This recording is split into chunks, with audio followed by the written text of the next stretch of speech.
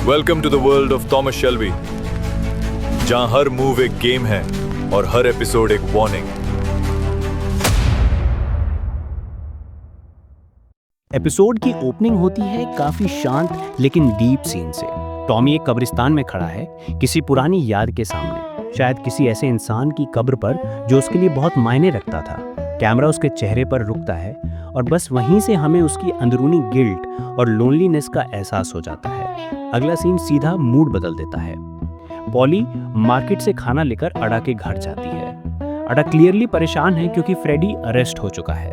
उसका गुस्सा साफ दिखता है, लेकिन पॉली सरप्राइजिंगली काम रहती है, जैसे उसे सब पता हो, पर वो कुछ बोलना नहीं चाहती। जब पॉली घर वापस आती है तो उसकी और टॉमी के बीच एक काफी टेंस कॉन्वर्सेशन होती है। यही खुलासा होता है कि फ्रेडी की गिरफ्तारी के पीछे शायद टॉमी का ही हाथ हो सकता है। अडा और पॉली दोनों को शक है, लेकिन टॉमी साफ इनकार करता है। वो कसम खाता है कि उसने ऐसा कुछ नहीं किया, पर पॉली के एक्सप्रेशन से साफ समझ आता है वो उस पर बिल्कुल भरोसा नहीं करती। उसी दिन टॉमी एक जबरदस्त चाल चलता है। जब ग्रेस अपनी डायरी में सारे नोट्स लिख रही होती है, टॉमी जानबूझकर एक तारीख पर ब्लैक स्टार बना देता है और मुस्कुराते हुए कहता है कि हम इस दिन बिली किम्बर और उसके लोगों का खेल खत्म कर देंगे। ये बात कोई नहीं जानता, लेकिन यही बात टॉमी के दिमाग में घूमती रहती है। कहीं ग्रेस ही तो नहीं जो उसकी हर बात इंस्पेक्टर कैम्बल को बता रही है। अगर कभी कैम्बल को उस ब्लैक स्टार का मतलब समझ आ गया तो टॉमी को यकीन हो जाएगा कि धोखा उसके सबसे करीबी इंसान ने दिया है, ग्रेस ने। अब सीन कट होता है आर्थर और जॉन की तरफ। दोनों एक ऐसे फाइट क्लब में पहुंचते हैं जिसे टॉमी की परमिशन के बिना चलाया जा रहा है। वहां उन्हें एक आदमी मिलता है जिसने शायद कभी शेल्बी फैमिली को धोखा दिया था। वो उनका पिता होता है। आर्थर उसे घर लाता है, खाना खिलाता है, और तभी वहां टॉमी आ जाता है। वो गुस्से में अपने पिता को घर से बाहर निकलने को कहता है। ये सीन साफ दिखाता है कि टॉमी और उसके पिता के बीच अब कोई रिश्ता नहीं बचा है। बातचीत से पता चलता है कि बचपन में टॉमी अपने पिता को सबसे ज्यादा चाहता था, लेकिन जब पिता ने उन्हें छोड़ दिया तभी से टॉमी के अंदर एक गहरी नफरत बैठ गई। अगले सीन में ग्रेस पब का हिसाब किताब कर रही होती है, तभी आर्थर वहां आता है। ग्रेस पूछती है, हम हर हफ्ते में 1 पाउंड और 10 शिलिंग किसी डैनियल ओवेन के नाम लंदन क्यों भेजते हैं? आर्थर जवाब देता है, डैनियल ओवेन हमारा आदमी है, वो लंदन के पब में हमारे लिए काम करता है, वहाँ उसी के सहारे हमारा बिजनेस चलता है। लेकिन ग्रेस के चेहरे पर सन्नाटा है। वो कहती है, लेकिन डैनियल मर चुका है, उसे तो टॉमी ने गोली मारी थी।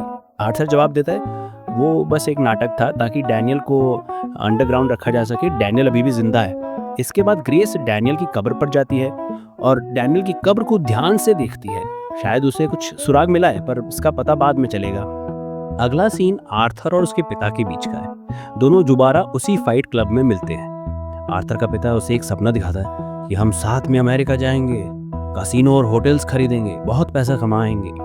आर्थर, जो दिल से ज्यादा सोचता है दिमाग से कम, मान जाता है। उसे इसमें एक मौका दिखता है खुद का मालिक बनने का। इसके बाद दोनों के बीच एक फ्रेंडली फाइट होती है, लेकिन इस बार खेल असली नहीं, एक चाल है।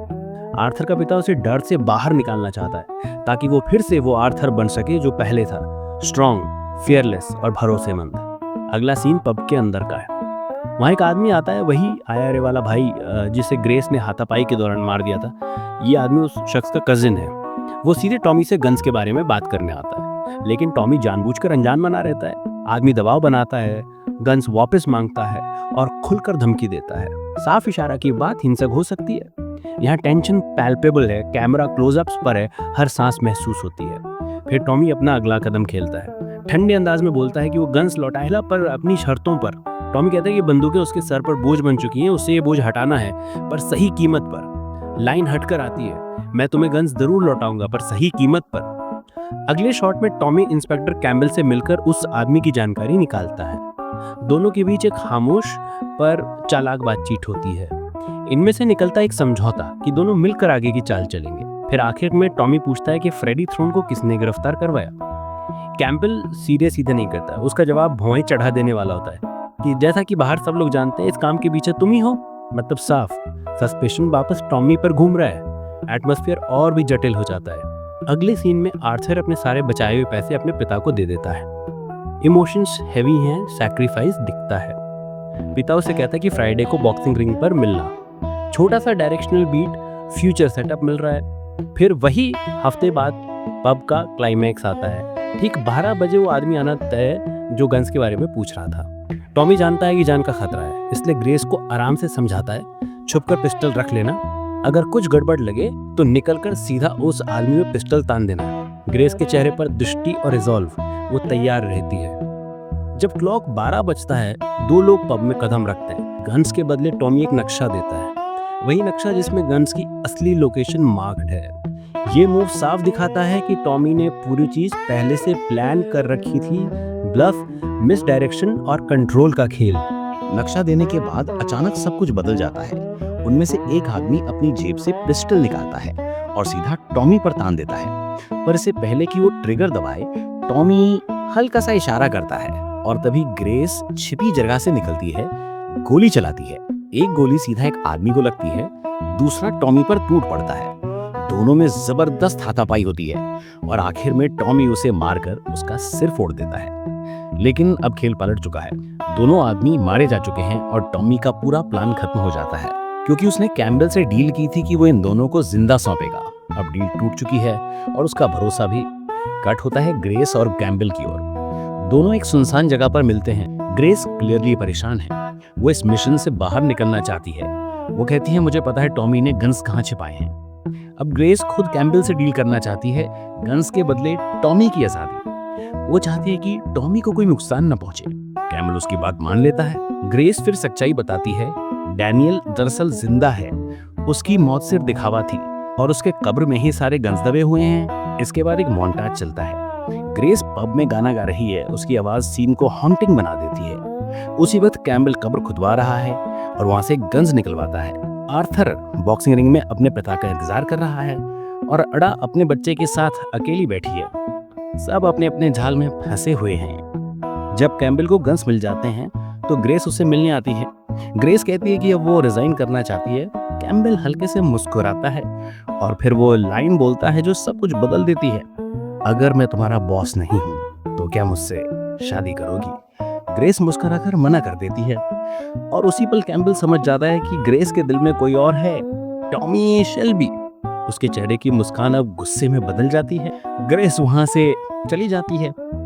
अगली सीन में आर्थर रेलवे स्टेशन भागकर पहुंचता है, जहां उसका पिता उसे छोड़कर जाने वाला होता है। असलियत साफ हो जाती है, उसका पिता सिर्फ आर्थर का इस्तेमाल कर रहा था। दोनों के बीच हाथापाई होती है, लेकिन आर्थर उसे रोक नहीं पाता। हार और पछतावे से भरा आर्थर वहीं खड़ा रह जाता है, धीरे से अपनी टोपी उठाता है और चुपचाप चला जाता है। अगला सीन शुरू होता है कैम्बल की मीटिंग से, जहां वो अपने ऑफिसर्स के साथ बैठकर एक बड़ा प्लान बनाता है शेल्बी ब्रदर्स को खत्म करने का। उधर कोई पब में खबर देता है कि बहुत सारे सिपाही टॉमी शेल्बी को ढूंढते हुए इसी तरफ आ रहे हैं। ग्रेस फौरन टॉमी को ढूंढती है और दोनों पीछे के रास्ते से पब से बाहर निकल जाते हैं। जब तक कैम्बल वहां पहुंचता है, टॉमी जा चुका होता है। अगले सीन में ग्रेस और टॉमी उसके घर की गली में पहुंचते हैं। माहौल थोड़ा हल्का हो जाता है, दोनों के बीच मुस्कुराहटें और छोटी बातें। फिर दोनों डांस करते हैं जैसे कुछ वक्त के लिए सब कुछ नॉर्मल हो गया हो। लेकिन कैम्बल खिड़की से सब कुछ देख रहा होता है, ये एक ऐसे इंसान की तरह जो अपने कंट्रोल से बाहर हो गया हो। टॉमी और ग्रेस अब एक दूसरे के बहुत करीब आ जाते हैं और कैमरा फेड करता है। सीन बस इतना कहता है कि अब ये रिश्ता सिर्फ मिशन नहीं रहा। उधर दूसरी तरफ आर्थर पूरी तरह टूट चुका है। गिल्ट और नफरत में वो खुद को फांसी लगाने की कोशिश करता है। तभी रस्सी टूट जाती है और आर्थर की जान बच जाती है। अब कैम्बल अपनी रिपोर्ट्स मिस्टर चर्चिल को भेजता है। मिशन पूरा हो गया है, बस एक काम बाकी है जिसे जल्द खत्म करना है। उसका चेहरा ठंडा पर अंदर से भरा हुआ है रिवेंज की आग से। अगले सीन में टॉमी आर्थर के पास आता है, हल्की मुस्कुराहट के साथ मजाक करता है कि कसम से तुम्हें गम यूज करना चाहिए था। आर्थर थका हुआ है, लेकिन टॉमी उसे हंसाने की कोशिश करता है। वो आर्थर का मोराल वापस लाने की कोशिश करता है, क्योंकि वो जानता है कि शेल्बी फैमिली सिर्फ खून से नहीं, इज्जत से जुड़ी हुई है। टॉमी अपनी जेब से एक कार्ड निकालता है, उस पर आर्थर, जॉन और टॉमी तीनों के नाम लिखे हैं। वो कहता है कि हम तीनों बराबर के हिस्सेदार हैं, यही हमारा बिजनेस। आर्थर कुछ नहीं बोलता, बस चुपचाप दिखता है, शायद अंदर से टूटते हुए भी फैमिली के लिए मजबूती दिखाता है। टॉमी फिर कहता है, हमारे खबरी ने बताया कि कैम्बल शहर छोड़कर जा रहा है, हमारा सौदा खत्म हो गया और अब जीतने की बारी तुम्हारी है मेरे भाई। सीन यही फेट होता है। कैम्बल टॉमी के चेहरे पर ठहरता है, उसकी आंखों में साफ दिखता है खेल अभी खत्म नहीं हुआ है। टॉमी शेल्बी के पास नया प्लान है और वो हमें अगले एपिसोड में दिखेगा। तो यही था पीकी ब्लाइंडर्स की इस इंटेंस एपिसोड का पूरा खेल। टॉमी का प्लान, ग्रेस का डिलेमा और कैम्बल का गुस्सा, सब कुछ अब एक नए मोड़ पर खड़ा है। आर्थर टूटा है, लेकिन शेल्बी नेम अब भी अडिग है।